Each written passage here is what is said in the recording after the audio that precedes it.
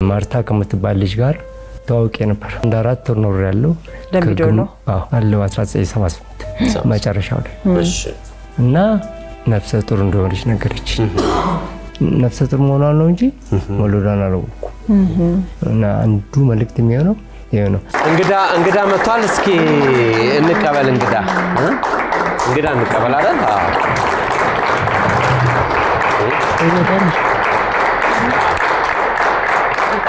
ማርታ ደና ገብ እቺ ስታመጥሽ 38 እንደዛ ነው ደምቢዶሎ ለስራ ነበር የሄድኩት ከዛ በኋላ